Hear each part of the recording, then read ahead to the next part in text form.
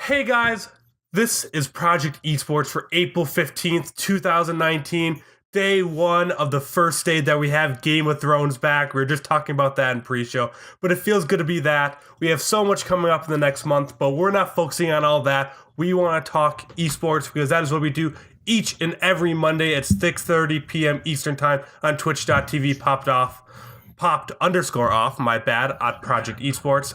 As always, I am your host, Andrew Nimsgren, alongside James Graham and Dylan Beal. How are you guys doing today? Go ahead. I'm doing good. I just all week I just been sitting down. I've been plugged in. I've been online watching esports, watching Game of Thrones, watching TV. I'm ready. I'm ready to talk about it all because I've been plugged in and I'm ready to share the knowledge. I finally have a pair of glasses that embody how I feel as my age. And you actually do look a lot different. The glasses look good. You're pulling off the glasses. Thank you. It was fully because of Dylan. Dylan was the only reason I got them. He pushed me over the edge. He gave me that extra little bit, that extra little push. So yeah, I'm a good hype man. I hype my boys up. You're a great hype man. Sure. Well, yeah. Well, let's say that our pre-show discussion is a little different. Thanks, man. But before we get going into everything, we do have a couple of big topics coming up, including the Rocket selling majority stake in Clutch Gaming. A lot of Project Overwatch news. We had the spring split finals coming up, and we had a fight in the 2K League. But we'll get all of that later. We don't really have any big housekeeping. We have a lot of things in the works right now. Probably in the upcoming weeks, we will be sharing more about that. We have new shows. We have all kinds of new things coming out. So do tune in for that through Popped Off, through Project Esports, all one big thing. So we do have more coming in the future. So do tune in for that whenever that news kind of comes out. But until then, let's talk some esports and let's talk about the Rockets leaving the LCS. Yeah, Clutch Gaming is gone.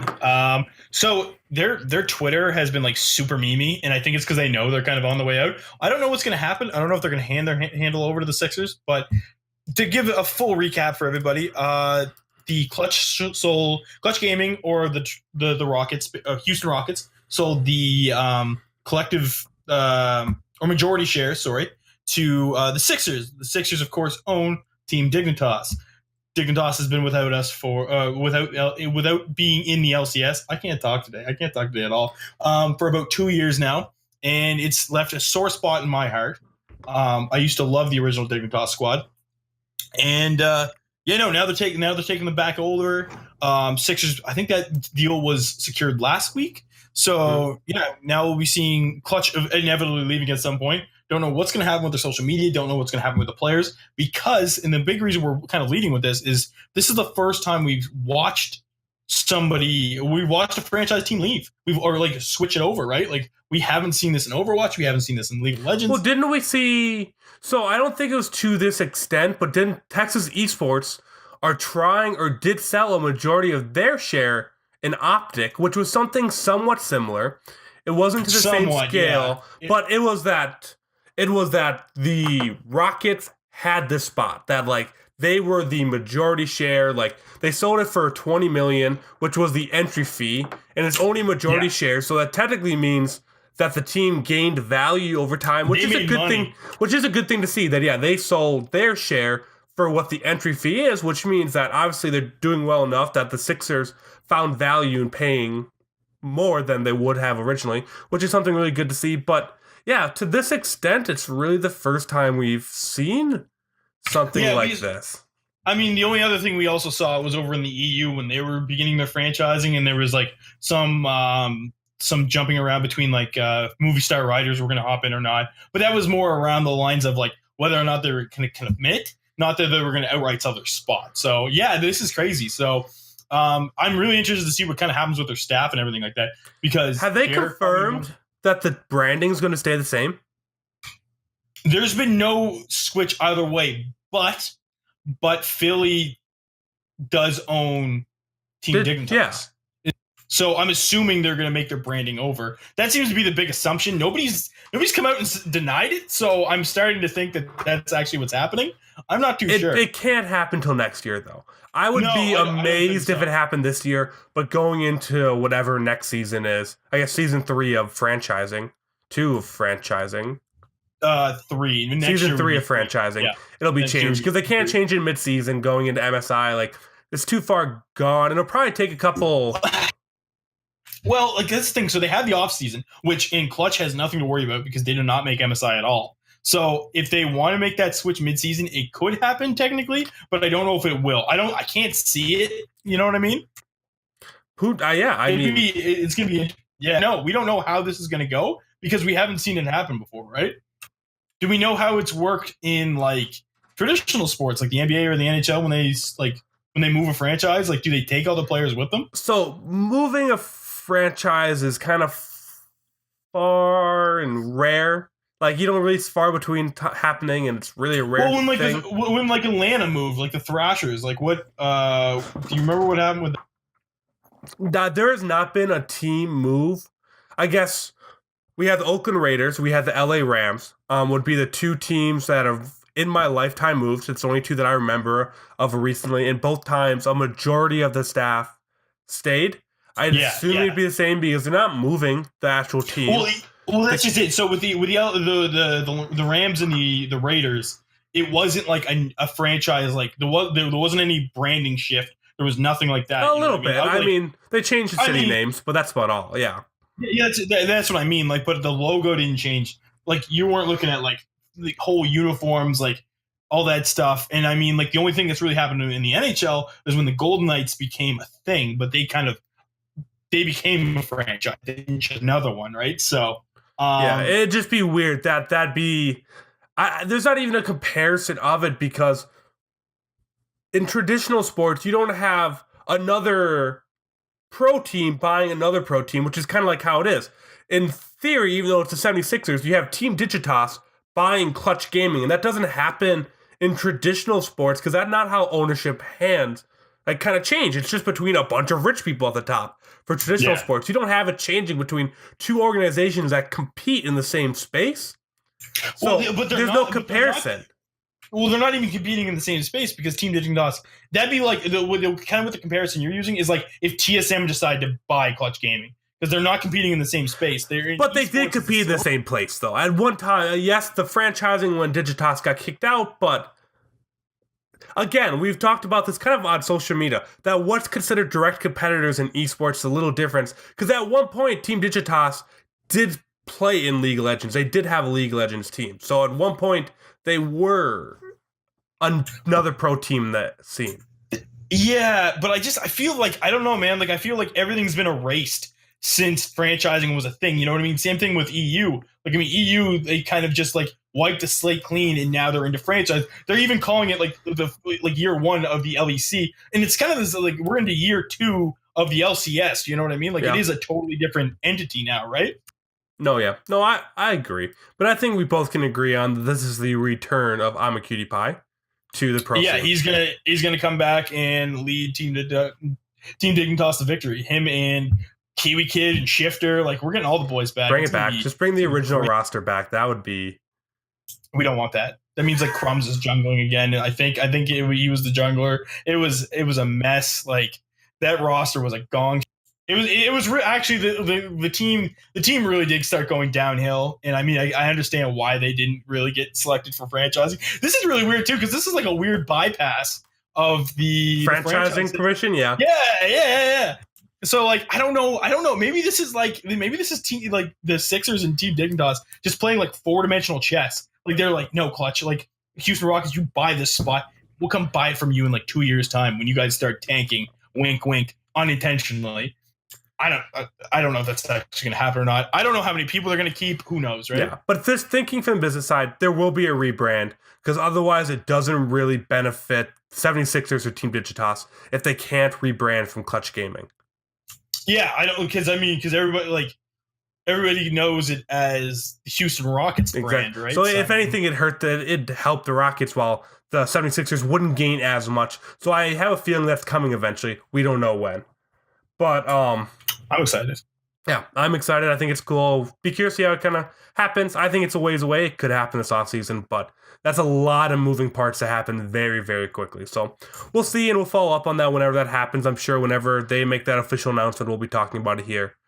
But with that, we can move into our favorite podcast within a podcast project, Overwatch, where each and every episode we find a way to talk about way too much Overwatch in a very, very short podcast.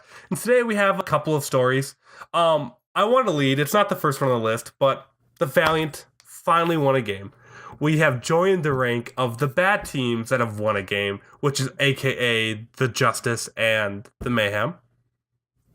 So I would just like to say that I didn't get to watch the game. I can never watch another game because I watched them play the Gladiators on Sunday and they lost. So I'm They clearly lost hard, man. Yeah. They got that Gladiators GIF they tweeted out, that was pretty ruthless. Them getting hooked into the trash can, like, that's not good, man. That's not a good look. Nobody does that to the Mayhem. Nobody does that. Like, because no one expects you to do better. Yeah, that's why. That's fine, man. It saves us the public shaming. The public shaming. That's what happened to the Valiant, man. You guys are too smart to play one of your players. Not anymore. We've made the changes. And unfortunately, Dylan's team has made a little bit of changes too. How's Ark doing? Is he doing okay? He's doing all right, but I guess moving on to the next story within Jumping it. around. Jumping around. Unfortunately, Kate Mitchell, our assistant manager, is stepping down at the end of the stage. She decided that it wasn't the best mental health environment for her, and then just to take care of herself, she said, this isn't really the space for me. I need to step away. And I think the really big thing is she wrote a big Medium post. I would definitely recommend going out and reading that. But she just called out the community specifically, more specifically, I guess Reddit, and just how much of a toxic environment it was. And she said that had a huge role in it. So definitely very terrible to see. Another check mark on why I think gamers are number one on my list now to send to the block. But I thought we were going to give the block a rest for a week. Well, you know what? I thought I was gonna give it a rest, but you know what? Gamers just keep doing bad stuff. They need to stop. Gamers keep being gamers, man.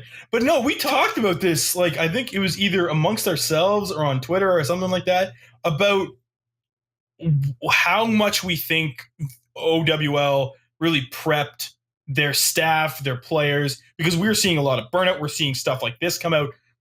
Is this an Overwatch isolated problem, or is this something that's esports entirely that other communities are just more mentally prepared for? I think it's a twofold kind of issue. I think this toxic environment is 100% not only in esports, but just in gaming. And I would say just I don't want to say nerd culture, but even a step beyond that, special interest culture. Every special interest has kind of especially with the internet, a very toxic environment around it. So I guess an internet issue of having very toxic environments, which is the gaming community, which is the esports community being incredibly toxic online.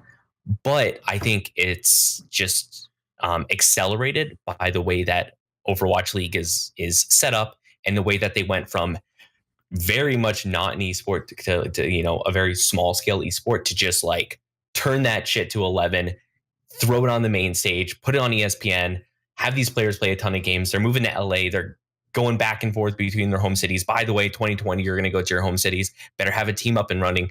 Better make sure it's really good because of the shareholders. Make sure that you please the teams. It's just a whole lot at once. And I don't think they have the support staff behind them as well. Because League of Legends, huge, giant, a lot of moving parts, and incredibly stressful. I think they have a lot of the support staff there that probably helps a lot with that. Yeah, I really agree with that too, is that it is definitely internet culture, but at the same time, we do not see this kind of churn and burn of coaches and staffs at any other esports to this point, at least at this level. I don't follow the League of Legends near as close, but I haven't heard of a single player retiring mid-split because of their mental health. No, it doesn't happen. It doesn't So I can even list examples. Darshan has been under a ton of criticism. Aframu's been under an insane amount of criticism. Same with like Hui and stuff like that. And these guys don't retire mid-season. They don't remove themselves.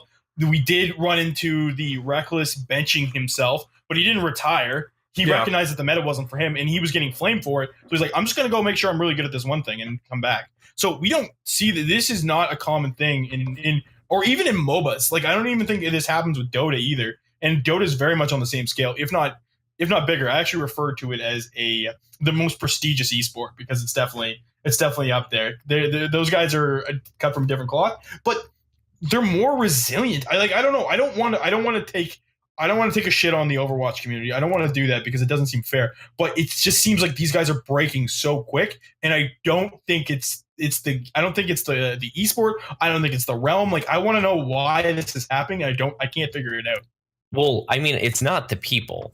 Like at the end of the day, the players are, they're players. A lot of these are like it's not just because they're an Overwatch player, they come from the Overwatch community that they're breaking easily. It is because of the environment 100%, and it is because of Overwatch League. It's not because of Overwatch specifically, but because of how the league is set up. Like it is an incredibly high stress environment, and it's proving to be way more so than any other game. I mean, like just last season, is it though? It is. How's it much more than League of Legends?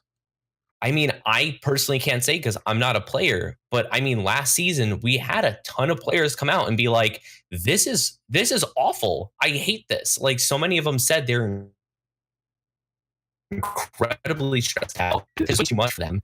Like, it's not. Those players are coming out and like, even though they're not retiring, tons of people are like, "This is incredibly stressful environment.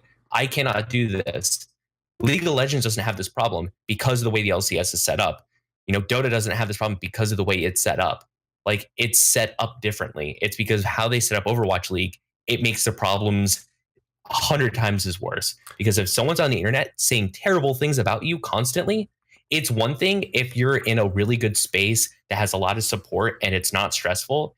It's a whole other thing of when you're in an incredibly stressed environment on a team that they're might not be doing the best, and so they're getting flamed extra hard because of it. And you have no support network, and you have all these games, and it's incredibly stressful. Like it's a lot of factors at once that Dota, that League of Legends, they don't have that currently right now with any of their teams because they have that support network because of the way it's set up. I'm just trying to figure out what the support network you're referring to and why it's so different from anything else that's franchised. Is it like the stage setup? Is it like the staff just aren't in place? Like what's the major breaking point between the I think it is a ton of different things. I mean, if you look at a League of Legends team, right?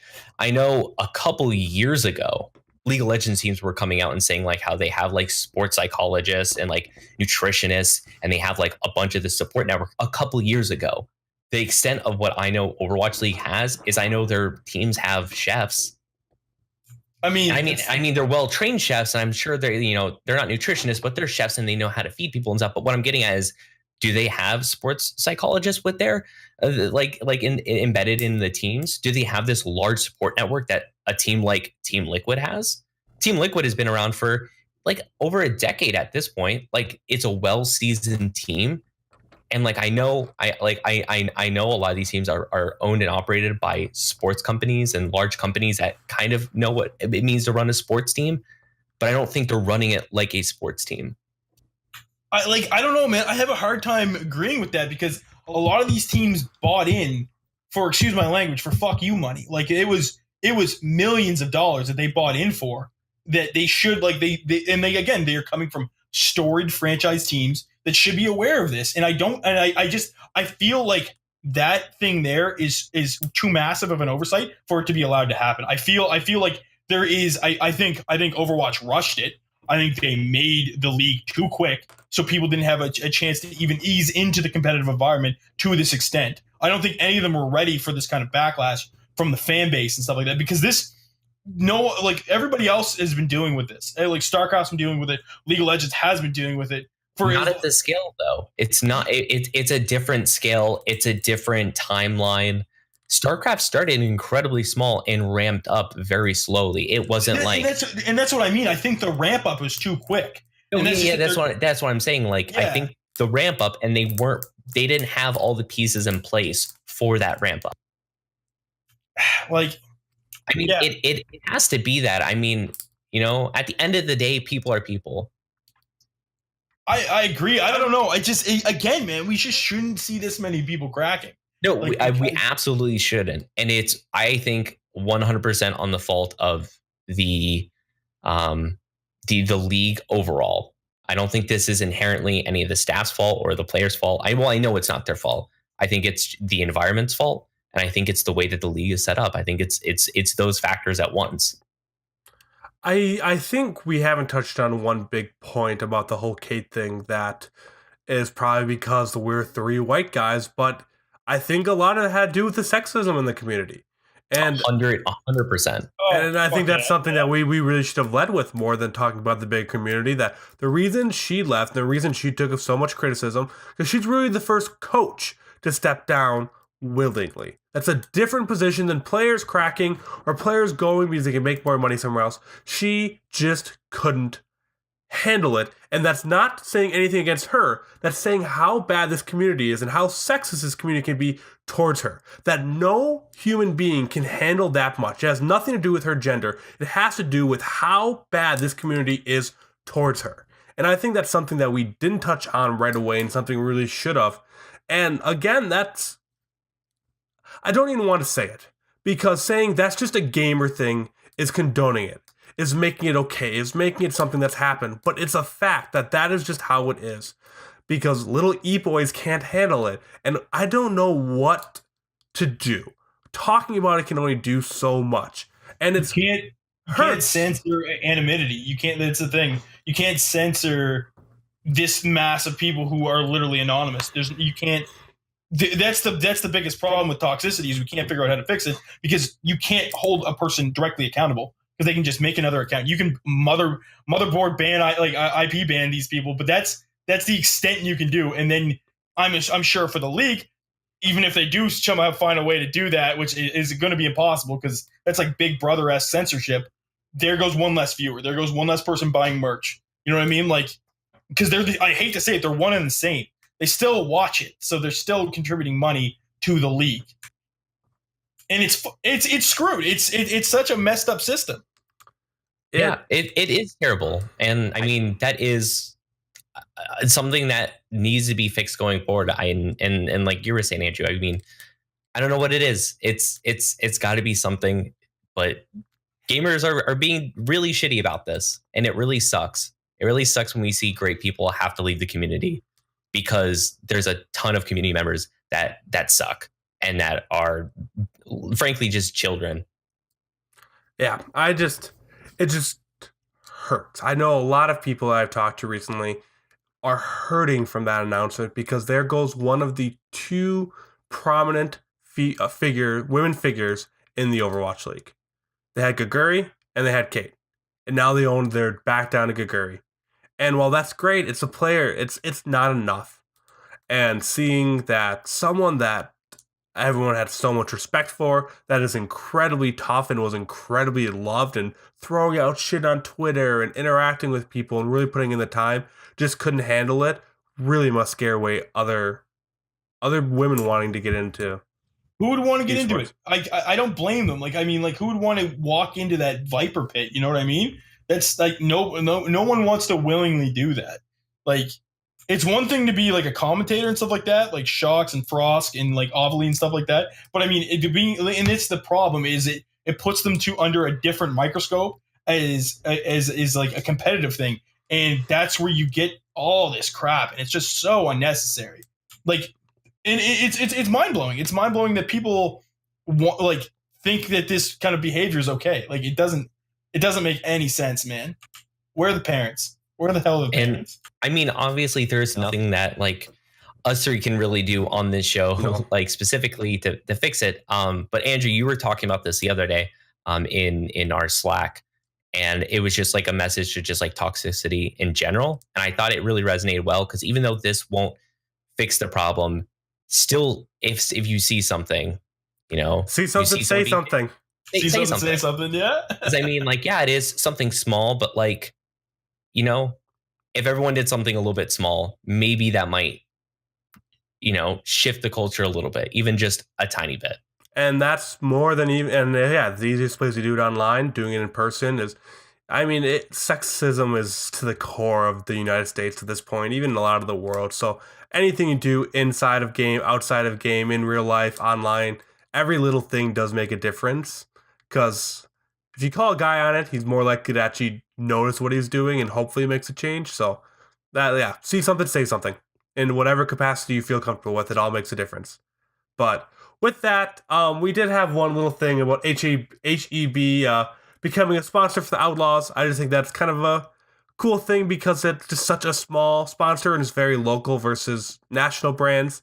I don't know how much we want to jump into that after having a super serious talk. Dylan or James, do you have any short comments on that? I have some because I read into this article a little bit. I think it's really good to get local sponsorships involved into these teams because you want the teams to become part of the community. And that's what they really should be pushing for if they want to make these teams big. And so what they said that HEB is actually going to do is supply all the food for the team as well.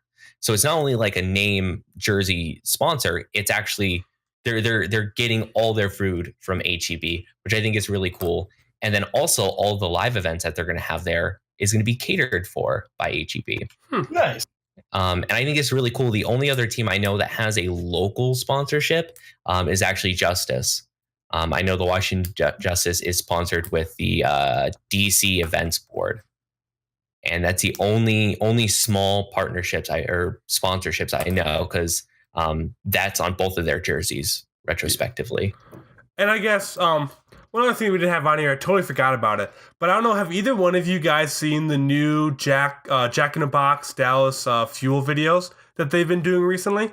No. You should go and check them out. Everyone should go check them out. I think it's one of the best brand activations I've ever seen. They're full like animated episodes. They're like 3-4 minute. I think this last one was like 3 minutes, and it was like an animated episode where it's 4 of the Dallas Fuel players voiced by them, animated, and then the Jack in the Box mascot. And it was just like, it's called the Fuel House, and they got the crazy wacky adventures that go on each week and all that kind of stuff. And they have a theme song and all that kind of stuff. And I just thought it was so creative, and it made me care about the Dallas Fuel more than I've ever have before. It got me to watch it. It got me to go back to their profile and click around and view it. Like, I thought that was a really good brand activation, and it's so much more than just a logo on the t-shirt, which I think we need to get away from in esports, because that's in all sports. If you're hosting an event, if you're hosting a tournament or something like that, be more creative in how you do brand activations. This is a marketing guy, like the small 1-inch logo on the back of t-shirts is so overdone. Let's try to find more fun ways to do it. And I think little videos like that and things like that are something that make people actually remember and think of the connection between the two brands. But that's something else. But James, Dylan's probably super looking forward to this, but we're jumping back into League of Legends just a little bit, not to recap the results as much, but to kind of talk bigger picture, Prediction King a little bit from the Spring Split Finals. Oh, God, here we go. Yeah, so we got to see the conclusion of both the LEC, the LCS, and the LCK, and the LPL. Everything kind of concluded over the weekend. Addressing Prediction King, at the beginning of the Spring Split, myself and Andrew had a bet, which was who would finish first in the Spring Split for LEC. And it was just a regular season, not the playoffs, just regular season. Just a regular season, yeah. So Andrew picked G2, I picked Misfits. Misfits didn't even make playoffs. G2 won the whole damn thing. And not only won the whole damn thing, but won it convincingly. These guys were pulling strategies out of places I didn't know existed. It was ridiculous. That 3-0 was insane. Spoilers for anybody who hasn't seen it, but it was ridiculous. I think it lasted like an hour and like 17 minutes. For the finals of a stage is ridiculous. The second game broke records by like minutes for the fastest game in like the LCS or the EU LCS ever completed in the finals. Yeah, It was like 18 minutes, like 20 something seconds. And that was there was like this weird like Zaya funnel comp, wasn't it? Like it was something super bizarre. Like it didn't make any sense. It was, oh my god, I couldn't wrap my head. They around looked it. like gods among men. They looked like they were playing a low end college team. How convincingly, and how they were just troll picking almost. Like, But it wasn't troll picking. Like that was them being that confident. they had their mid playing support, their support jungling, and their ADC topping or something. That is a troll comp, no matter what you want to call it. When you have 3 players not playing their primary positions, that is not a serious game. Well, that goes back to the dated funnel comp, which was a thing where your mid laner was literally the powerhouse. Both your AD and your support were both playing supports. Like it was, so this was a thing. So when people saw, like when I saw it, I was like, okay, this is a modified funnel comp. It's not like, I mean, it looks trolly. It looks trolly to anybody who hasn't been closely paying attention like yourself. But like for me, I'm like, okay, I know what they're doing, but I didn't think it would work. Like I didn't think they'd bust that out. So that really speaks to what G2 is going to do internationally. Like MSI is going to be crazy. Yeah, we'll get to that in a minute. Let's go back and look at the LCK, I guess the LPL if you want to talk about that, and the LCS a little bit before talking MSI, because we do have a fan question about that. But let's yeah. So just a real quick recap. We got, like I mentioned it last week as an honorable mention, that SKT and Griffin would be squaring off. And we got to see that either Griffin's just not as hot as we thought they were, or SKT is still SKT. It was a 3-0 for SKT. Griffin pulled out this thing called the Avengers bottom lane, which was Talia and Pantheon. It was this really, really weird mix-up, which basically was like, the big thing was supposed to be, it was guaranteed CC, and it was just pick off. It forced Teddy and Mata to run double cleanse. They did. They still stomped. It was crazy. So this kind of raised the big question internationally. Was it like the SKT reign of dominance, or was the Korean reign of dominance, or are they one and the same? You know what I mean? Like, is it just Koreans just dominating the game, or is it literally SKT just being that good?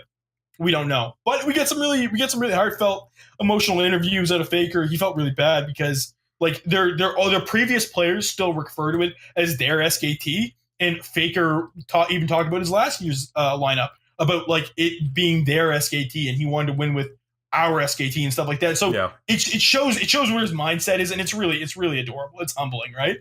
Yeah, his interviews, he seemed a lot more personable than ever, and he's even talking about how he was looking forward to playing double lift at MSI and all that kind of stuff too. So I enjoyed seeing that side of Faker. Again, I don't follow the LCK super closely, but I caught a lot more coverage from than normal, only because of Faker. But nonetheless, it was very cool. And then we're going to go over to something you're still not watching, but still know the results. You're still not finished watching, sorry, but you do know the results, which is the TSM Liquid Finals, it was spicy. It was real spicy. I put it on Twitter, should I go back and watch this games? And everyone said, yes, watch all of them. And I had several people mention they were clown fiestas, and I really do think that was a great way to describe the series. So far, I've only seen 4 games. Well, yeah, Game 5 is a banger, so get excited to watch that. But and then just kind of bumping over the LPL. I wanted to peep it just to kind of see what the results were, and I'm not really surprised. Ex-world champions Invictus Gaming, 3-1 Top Gaming, not really surprised. So we get to see Invictus again, which is sick because Invictus is really, really good. So I'm like, MSI is getting like, it's gonna be fun. There's gonna be like, and we get that gap thing closing now, which kind of leads into our fan question. Yeah, which is what Andrew? So from Craig, originally the question was like, how is things kind of looking globally? He was talking about Worlds, but since we are so close to MSI, I mean, I guess I don't have the exact question pulled up, but pretty much what the question he wanted to ask is how are the teams we're talking about going to do at Worlds? And we're going to do it at MSI since that's coming up so much. And what I really want to do is rank Invictus, SKT, Team Liquid, G2, and talk about how close these gaps are, how these teams are going to do, and like you're kind of saying, is the gap actually closing, or are we still just seeing dominant teams in each region, and we're not going to know until MSI comes around? So So the way, in my very non-expert armchair analyst opinion, I want to rank it SKT, G2, and Invictus. All the three of them are literally on par with each other. I think they're that close. I think the talent coming out of China is insane. That region is huge. Like they literally have like East and West conferences. It's ridiculous. Like they have tons and tons of teams. So you get to see so many more superstars showcased. And I think that really plays into how good Invictus is, that they were even able to walk away from the finals in a 3-1. So in my opinion, I think them, SKT, despite the fact that, yes, they did have a 3-0 against Griffin, I still think that's kind of Griffin being inconsistent by SKT being so good. Mm-hmm. And then we had G2 just being these, like, they were in a different league altogether. I put those three all together, I literally number 1, and then Team Liquid at number 4. Yeah.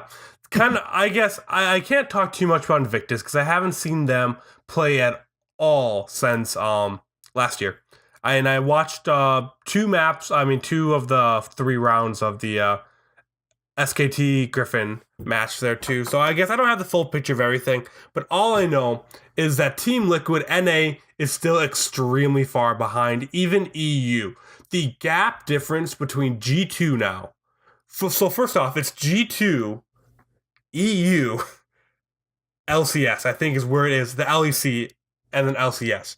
Just seeing how dominant that G2 was over Origin, that beat a Fnatic that I still think is better than the majority of the LCS teams, really scares me. And I think I won't be able to know. Obviously, no one will be able to know until he played MSI, but I do think G2 is scarier than I would have anticipated even at the beginning of the split. And I think they are confident. I think they're playing extremely well. And they just have the players to make a great run. And I can see them doing well at MSI.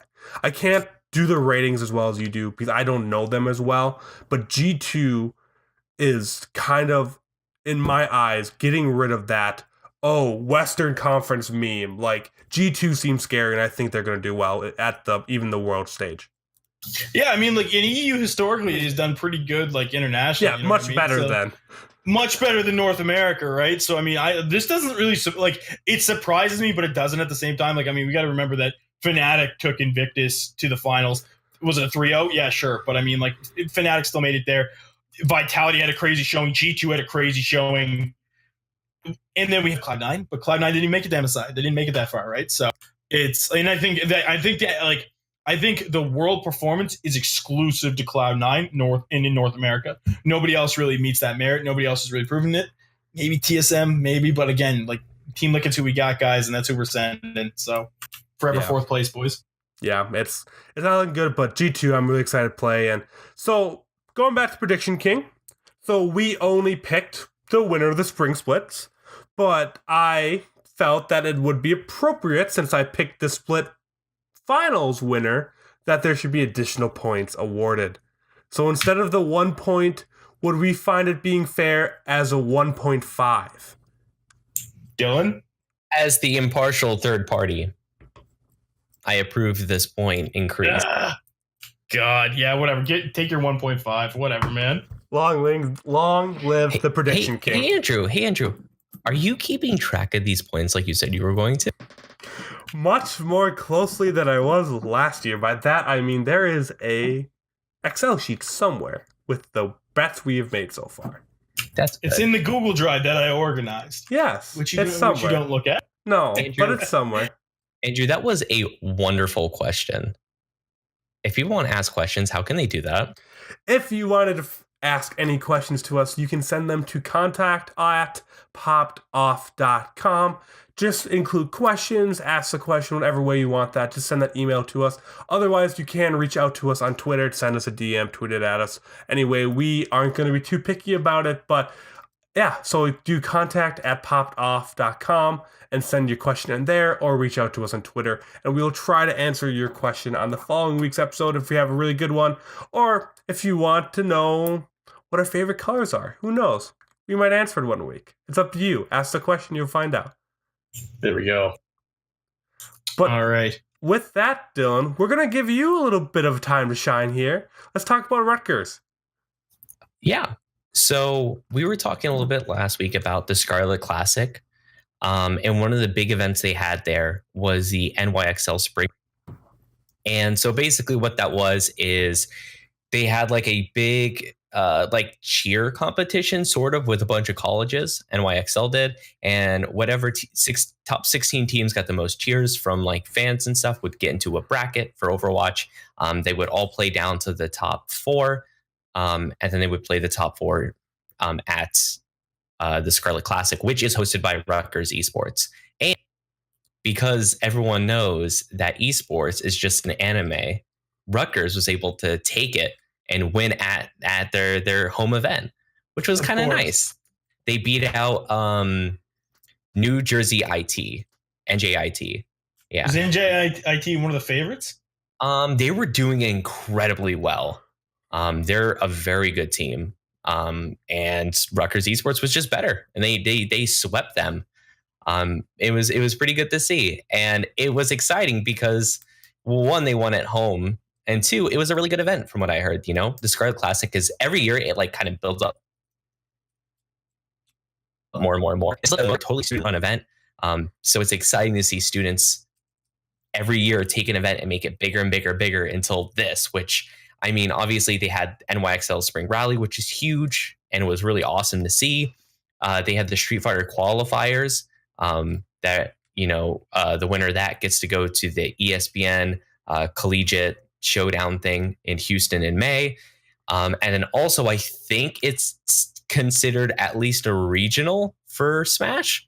I don't think it's considered national, but it is a regional in Smash. So like if you live in the, I would say, tri-state area at the very least, you go to this event to play Smash. So It's exciting. It's a huge event. It's a big deal. And they have pretty good sponsors too. I'll take it. Yeah, I gotta get down to a college event, man, because Dylan makes them sound like so appealing, and I'm like, I don't know anything about like college esports. Well, yeah, he makes them sound life changing. No, it's really hit and miss. Some schools are absolutely amazing, and they put on these events like Scarlet Classic. They're way over the top. I mean, like UConn and Penn State and all that. They put on crazy cool events, and obviously the California schools, but we already know they do well. We don't care about them. Yeah, we're not surprised. And I know there's a couple Canadian schools that do super well as well. But yeah, then some schools are really small, and they can only do kind of small things. So it all depends on the college. You should just start one locally instead, James. Instead of going to one, just go to your local college saying, "Hey, I want to put on an event for you guys." You go to a local college. So you're 30 years old. I go to a private college. Wow. Very different. It's not a good thing. It's not a good thing. Private college isn't a good thing. What? Yeah. Is Canada backwards? It is backwards. Yeah. Wait, I thought public was the Canada funded one. Community college. Okay, all your words are just different. We have a different vocabulary in Canada. For us, private college is like Ivy League. No, dude. For us, private college just means they take more money, but same education. Community college. Well, that's what private schools mean in the United States too. Wait, that means private's better then. But it's like not prestigious. Nobody is like, yo, man, good shit. You went to a private college. They just take no money. They take more money for no reason. I mean, I wouldn't say no more reason. Like it's a different education. I wouldn't say it's more of an. Then what's the point?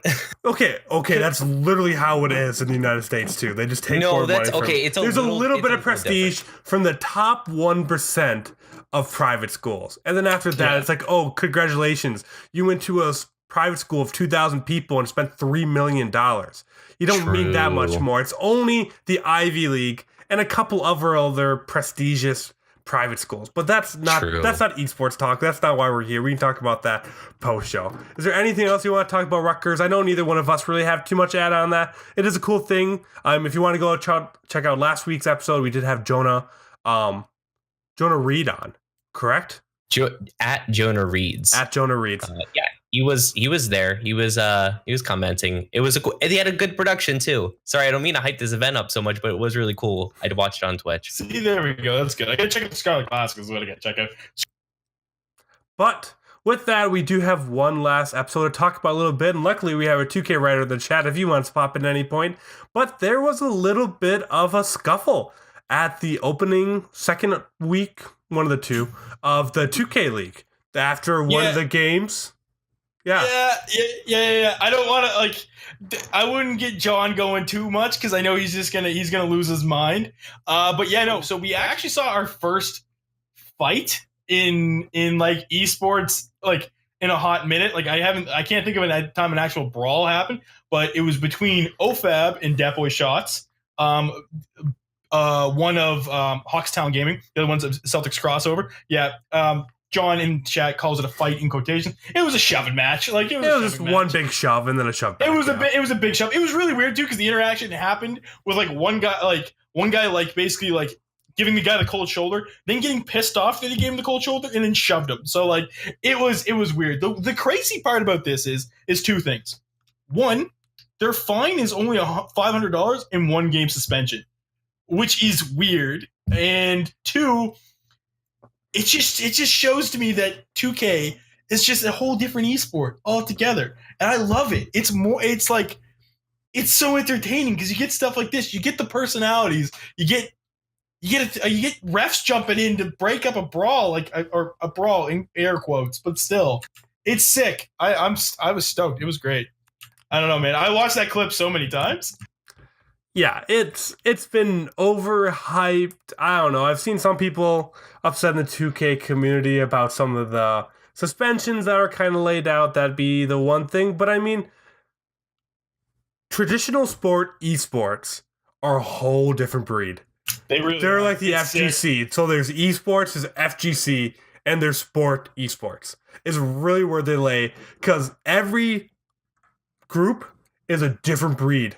And you see it in the 2K League, and even a lot of traditional sports. They're all big personalities, big egos. They love to talk. They love to smack talk. It's a lot more like traditional sports in that way.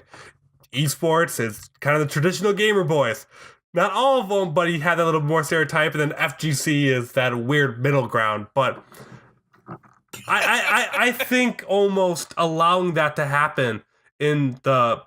I don't know, the traditional sports esports. It's really wordy. We got to workshop I know, but I just think that's better because it is going to be more likely for kind of normal fans to coming over from traditional sports to watch it because they're like, oh, these are just kind of like the same thing that happens if you go watch it on TV. Like you see scuffles in basketball all the time. Sure, that's usually $25,000, but that's because those professional players are making 300 times the money that these guys are making. But they're never big, like, unless it's a big fight, they don't really do much more than a couple game suspension. So it seems pretty on par with, like, what the NBA would do with a couple of shoving. Usually, shoving happens every single game and doesn't really happen. Sure, different situations, but I like that they're not putting the hammer down too hard. I think it's going to make it much more entertaining and much bigger personalities. Yeah, John, our 2K writer, actually kind of waded in the chat and basically said that 2K is a lot of, like, old athletes. It's guys who used to play traditional sports who've kind of transitioned over into this, and the fight was more of a like almost like symbolic / ritualistic. Like it was more of like for sticking up to your homie vice, like, you know, actually just like outright aggression, right? So it's a bit of there's some meaning behind it. So which it kind of usually means in like traditional sports too. Like with hockey, you get that all the time. Like, you know, one of your guys gets taken out and you have a guy who's not the enforcer, but like, you know, he's the enforcer that goes out and takes out, like lays somebody else out to send a message, right? Like it's kind of one of those things, right? I got a proposal. You know, instead of worrying about fines and all that, implement hockey rules. You get into the halftime in 2K. if stuff has been going off, if people are popping off, if people are saying things, you're allowed to just stand up, just a little scuffle, a little quick scuffle. Once the halftime ends, you know, separate them. Get a little too hurt, put them in the pen, you know, put in your attempt players. It's all good to go. I love it. I want to see 2 minutes for rough in the 2K League. Roughing. I love it. Yeah, so it's a little overblown. I think John has a lot of opinions on it. He might even be putting out articles sometime soon. We'll see how that kind of goes with that.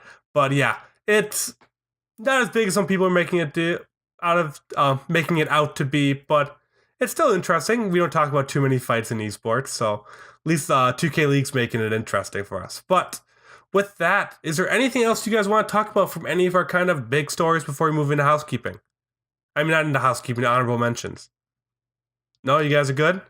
Drop the gloves, boys. Drop the gloves. Are you ready? No. Yeah. Go Are you for it. ready? No. Tetris esports time. Hell yeah. So actually the event I think it just concluded. But Nintendo was like, hey, everyone, you like playing this game competitively. Between April 12th and 15th, every time you place above 80th, and I think you get more points the higher you go above 80th place, you get points. And the top 999 players during this time, whoever got the most points, got eShop currency. So I think it was like mostly like a back end kind of just in the system thing. Like you weren't inherently playing against people who were doing it, but just as you were playing, you were earning these points. And 999 people got some eShop money for being great Tetris players. So that was exciting. Good job, guys. Good job. Bring Tetris esports into the mainstream. I'm ready for it, even though PPT is better. Puyo Tetris? Yeah, Puyo cross Tetris. It's better because it's like a 1v1, but that's besides the point. You seen the gears in like Andrew's head, just like I know this acronym. I know what this is. He talks about it too much. He likes Tetris way too much. James, actually, I guess I can talk about it a little bit, but It's up to you. yeah, Epic still doing Epic things. They're fixing some bugs they haven't brought back. Everything we kind of talked about last week, well, you guys talked about a little bit last week, that Ninja was kind of pointing out in the game, didn't like some of the major changes. They fixed some things. They had the first stage of the World Cup going on this week, which I think brought back a lot of people, whether they were happy with the state of the game or not. Ninja's playing again. He's kind of reverting back to old Ninja. He told someone on stream to suck a dick. So a lot of people... No apology afterwards either. No, he just didn't. said it and rode with it. Yeah, so people are kind of happy about that. Family-friendly Ninja might be going away. It's full-time Ninja After Dark. But Fortnite's still in a state of flux. World Cup week 1 kind of went fine. So not too much to talk about there, but we'll keep we'll keep you an update on Fortnite as that keep going, but who knows. But anything else you guys want to talk about? We went through our question for the day already. Otherwise, it was a pretty good episode. A lot of league talk today. Dylan didn't have too much to say about any of that, but we actually had like a 2-part question of the day that we kind of scuffed the other one just because it was just that ridiculous. But Craig also asked us which one of us was the best rapper, which Dylan already tapped out, and I'm not competing with Andrew just to figure out which one of us can spit more bars. I don't know. 3-way tie? I've watched a lot of 8 Mile. Actually, a battle rap. The 8 Mile and the streets have prepared me for this. No, Step Up. That's what I was thinking. That's a dance battle, but I've watched a lot of King of the Dot, man. They're really mean on there. I don't want to do that to you. King of the Dot, it's like a battle rapping league. I know what it is, but do it to me. You mean I do it to you? No. So all I'm saying, guys, is Twitch Sings is going to be a thing. You could stream karaoke. Twitch is putting in the functionality for this to be a reality. Okay, we're doing an Eminem song, James. We will do a competition. We'll each sing an Eminem song. We'll rap an Eminem song, and whoever has a higher score wins. Dylan, if you want in on this, we can make it a prediction king battle. Oh my god. I already win because you called it singing an Eminem song. I think I should just win by default. Well, he sings in some of his songs. Stan. Sure, it was new. Stan is singing, not rapping. What? Dude, that has Dido as the vocals. Like, that's not him. You know that's not him, right? Yes, I know that's not him, but the song is still more singing than rapping. What? No, dude. Have you listened to... Go listen to Stan again. Go listen to Stan. God, you make me so disappointed all the time. That's why I got these glasses. Not because I'm an old man, but because you disappoint me so much as a younger dude. That's why. We'll listen to it post stream. I think it's more singing than you remember. Maybe my Alzheimer's is sitting in. Who knows? Whatever. We gotta get out of here. This is going way too long. But with that, this is Project Esports for April 15th, 2019. We get off topic a little bit, but as always, we love having you guys coming in, interacting with us, and just dealing with whatever we are. Thank you for sticking it out. Thank you for interacting in the chat. You guys have been blowing up tonight. God love you. I don't know why you stick it out at this point. I have no idea. Follow us on Twitter at the Esports Pod. Find us on Twitch. Push the little heart button up in the top right corner. All of your little support and everything like that means the world to us. And you can find us every single Monday talking about Stuff.